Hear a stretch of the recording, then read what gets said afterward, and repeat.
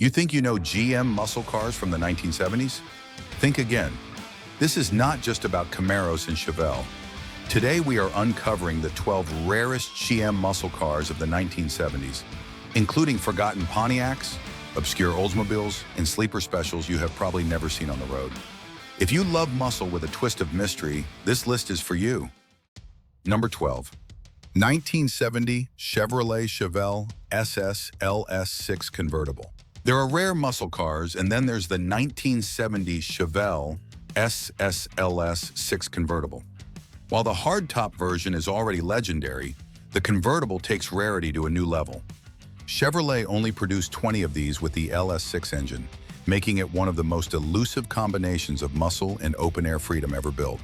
Under the hood was the monstrous 454 cubic inch V8, rated at 450 horsepower and 500 pound-feet of torque.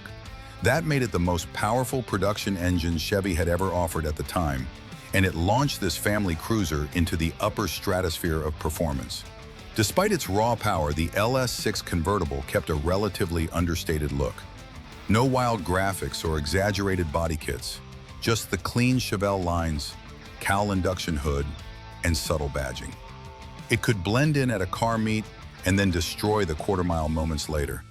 This car was proof that brute strength could wear a tuxedo.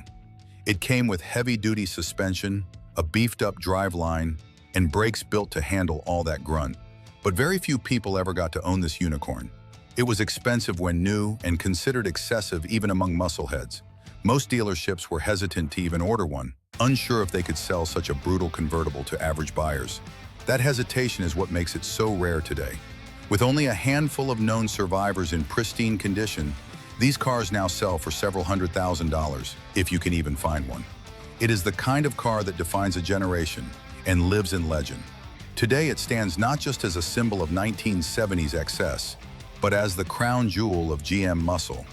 But if you thought that was rare, the next car traded brute force for a sleeker silhouette and an equally wild heart under the hood. Number 11. 1971 Chevrolet Monte Carlo SS 454. The Monte Carlo was always known for its elegant presence, but the 1971 SS 454 variant added a punch that most luxury coupes could only dream of.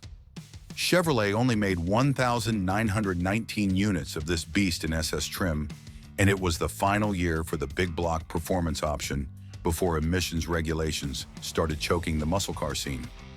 Powering this Boulevard Brute was a 454 cubic inch LS5 V8 rated at 365 horsepower and backed by a TH400 automatic transmission. It had the grace of a gentleman's cruiser, but the brawn of a street fighter.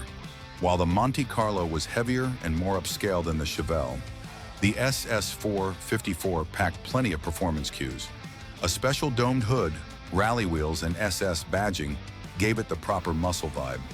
It also came standard with F41 suspension, power front disc brakes, and a beefed rear end. Everything you needed to back up that big block attitude. It was a car meant for both cruising and crushing. On the open road, it delivered a smooth ride, but stomp the throttle, and it would roar like a beast just barely chained down.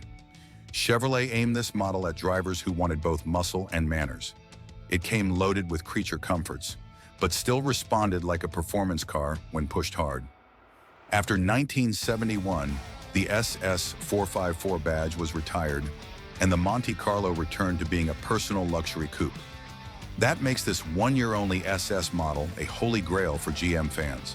Surviving examples are rare, especially unmodified ones, and they continue to appreciate in value among collectors.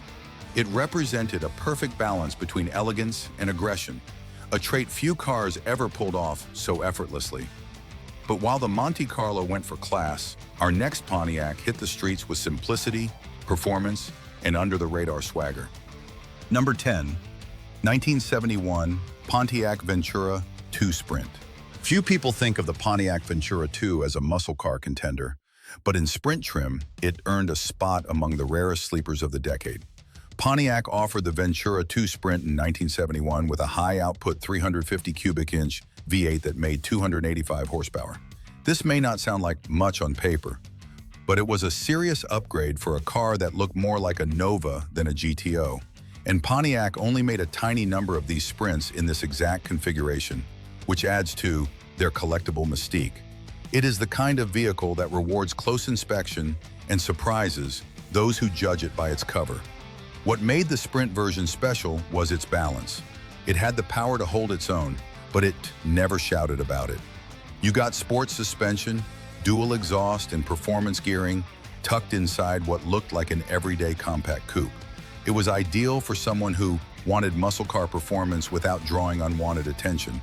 That low-key design, combined with solid Pontiac engineering, made it a favorite for savvy gearheads who knew how to wring out performance without the insurance premiums of a full-blown GTO.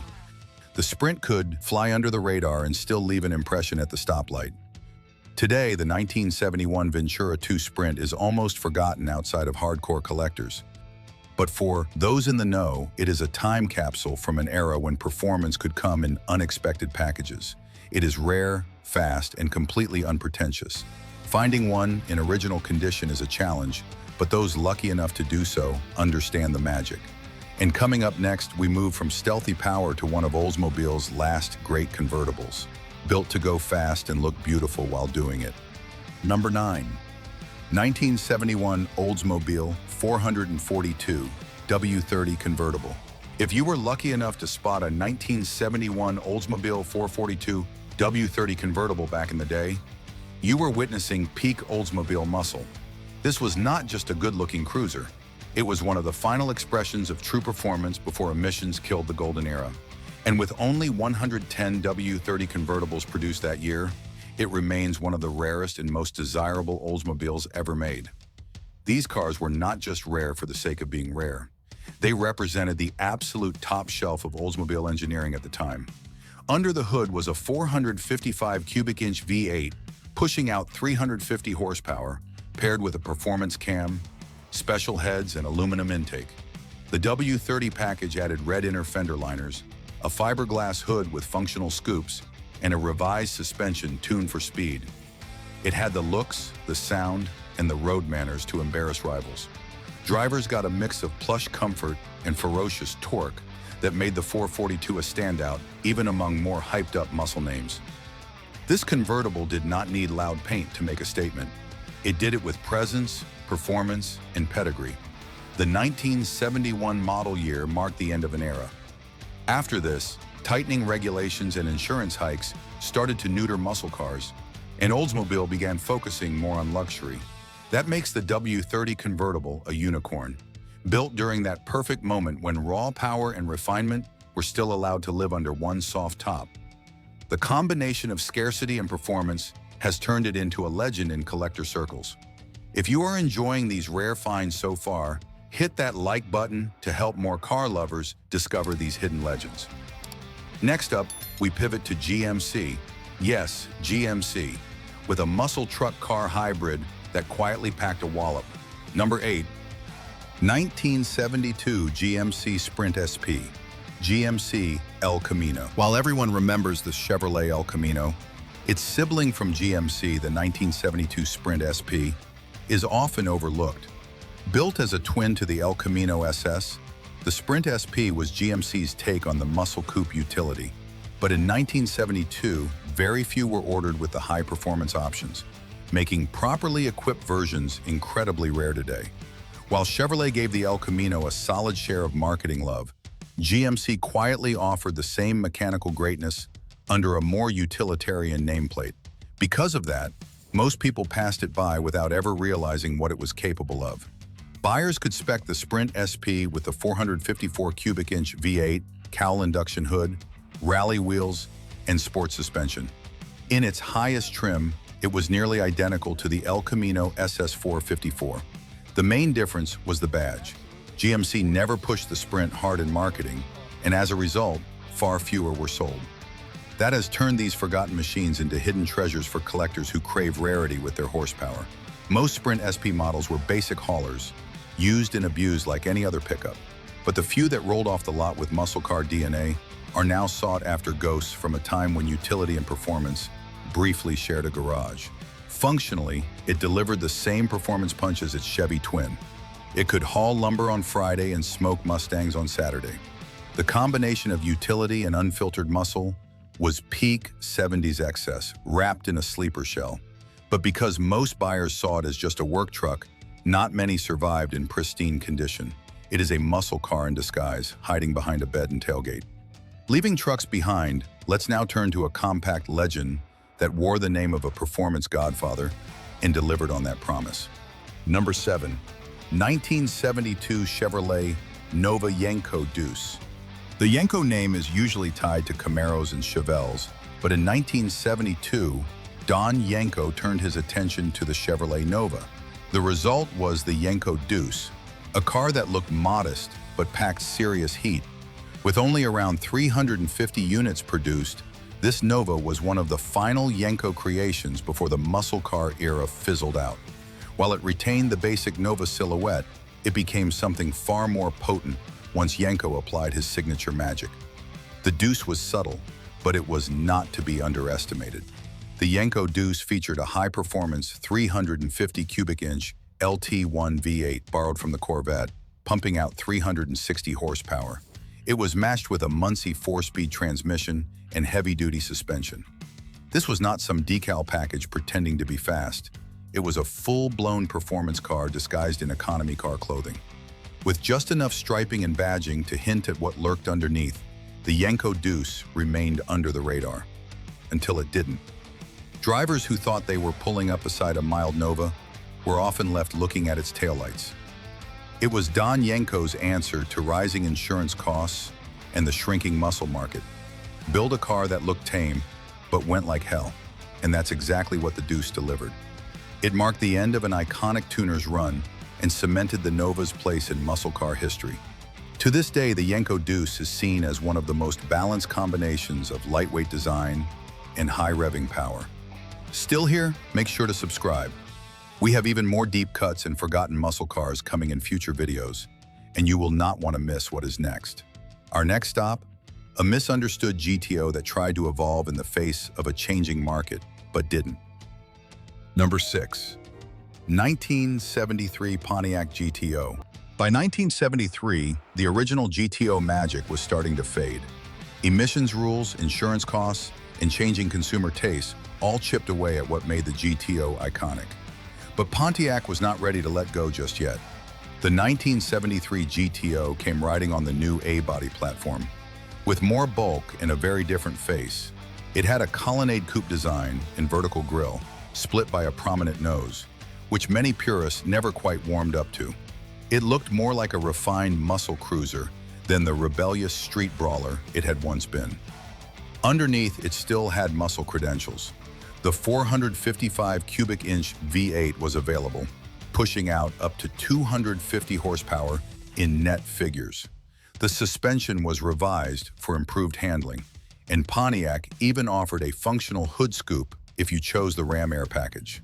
The performance was still respectable, but the car's size and styling made it feel more like a grand touring bruiser than a raw street fighter. Still, it could move, and when properly optioned, it had serious presence. On the open road, the 1973 GTO could flex hard when needed and cruise comfortably the rest of the time. Production numbers were lower than earlier years, and most buyers opted for the more conservative Le Mans instead. That means the 1973 GTO is a rare breed today. Not the fastest or loudest GTO ever built, but a fascinating chapter in the car's evolution. It was Pontiac's attempt to adapt a legend to a changing world. And though it lacked the bite of its predecessors, it still carried the soul. From Pontiac's take on survival, we now head to a bold rebirth. The next Oldsmobile did not just carry the 442 badge. It wore it with flashy pride and a touch of Hurst magic. Number 5. 1973 Hurst Olds 442, Tacoma, Washington. Oldsmobile teamed up with Hurst again in 1973 to build a car that was equal parts luxury and attitude. The Hurst Olds 442 was one of the boldest muscle machines of the mid-70s, a time when most automakers were dialing things down. Instead, Oldsmobile went loud. Two-tone paint jobs, gold accents, and a gigantic Hurst decal on the hood lets you know this was not just a fancy cutlass. The graphics package alone made it look like something out of a car show, even while sitting at a red light.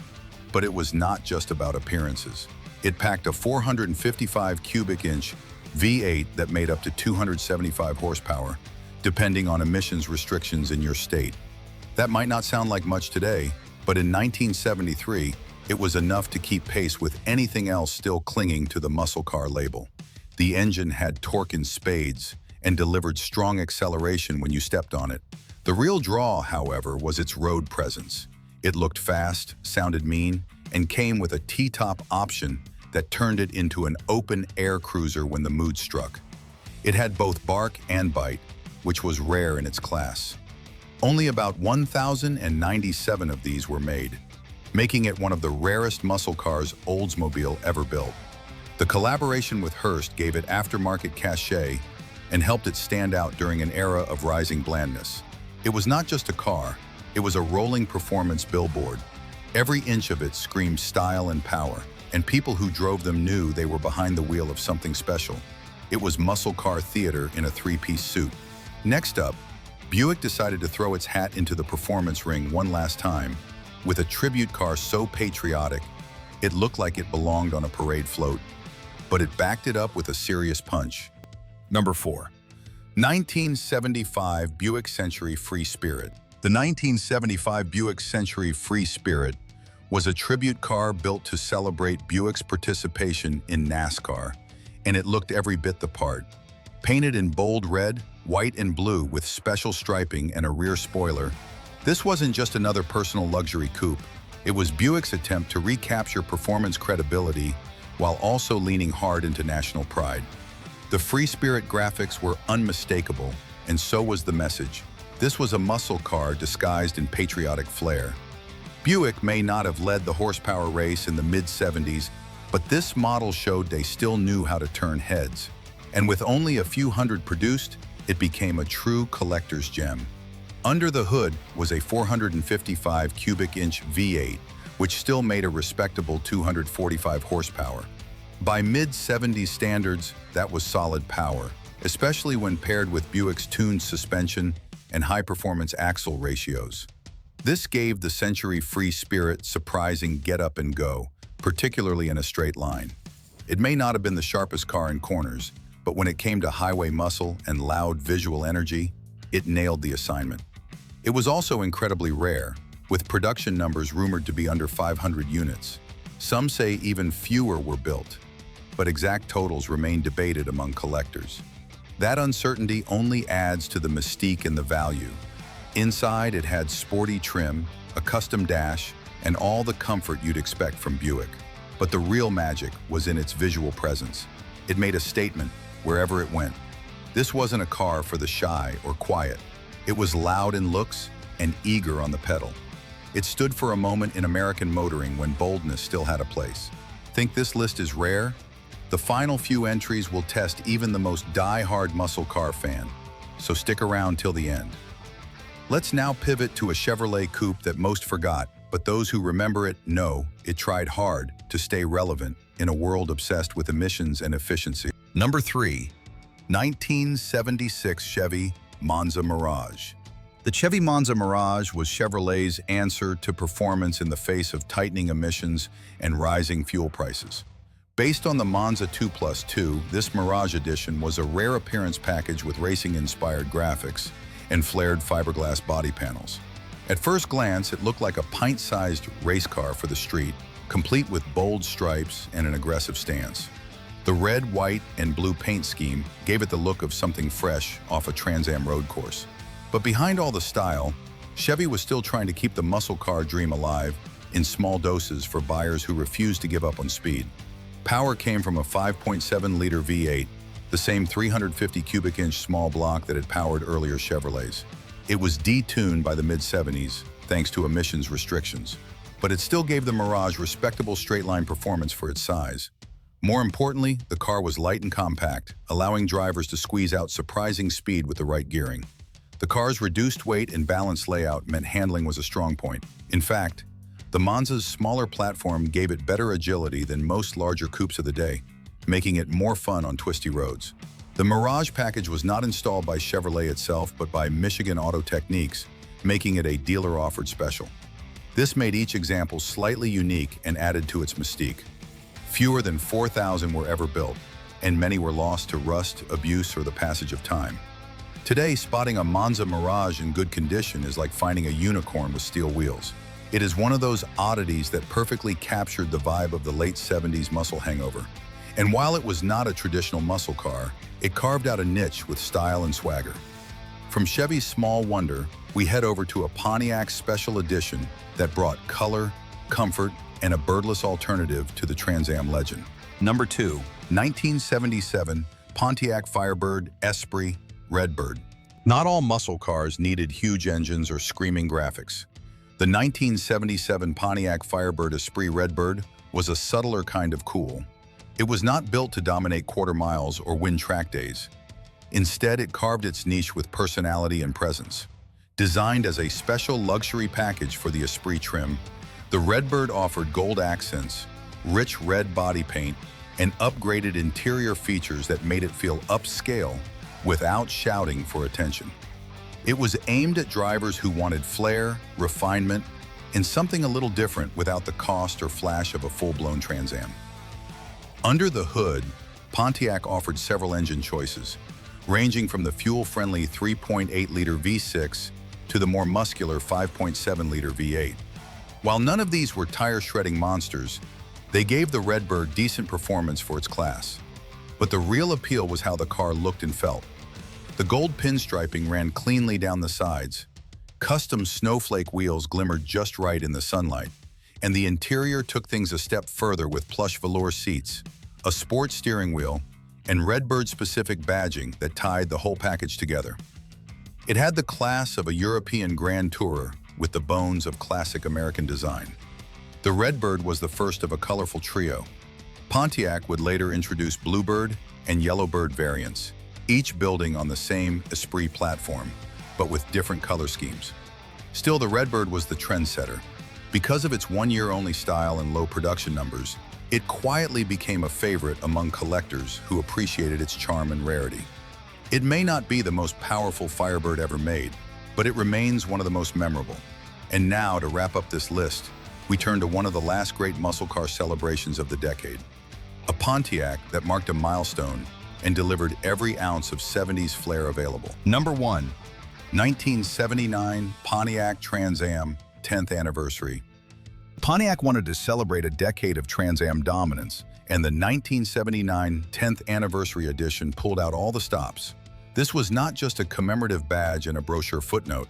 It was a fully realized celebration car that looked as dramatic as it felt. Dressed in a silver and charcoal two-tone paint scheme with a massive hood bird stretching across the front, it looked like it belonged in a movie. The mirrored T-tops shimmered in the sun, the color-matched wheels tied everything together, and the styling screamed late 70s flash in the best possible way. Under the hood, buyers had two engine options. The first was a 403 cubic inch Oldsmobile V8 paired with an automatic transmission. The second, and far more desirable, was Pontiac's legendary 400 cubic inch V8 paired with a 4-speed manual. This combination made 220 horsepower and plenty of torque, giving the car genuine muscle at a time when most competitors were being neutered by regulations. That 400 engine would not return after 1979, making this Trans Am a last hurrah for Pontiac's high-performance era. Drivers who chose this version were getting a true collector's piece with the numbers and the history to back it up. Inside, the car was equally special. Silver leather seats with embroidered logos, a red-lit dash cluster, and nearly every available feature came standard. It was as much about comfort as it was about power. Pontiac only built 7,500 of these anniversary models, and they have become icons in the collector world. It was Pontiac's final love letter to the muscle car faithful before the 1980s brought in a very different kind of performance. And there you have it, 12 of GM's rarest, boldest, and most underrated muscle machines from the 1970s. Some were built in tiny numbers, others were misunderstood, but every single one had something special that made it stand out in a decade of change. Drop your favorite in the comments and let us know which one you would take for a spin.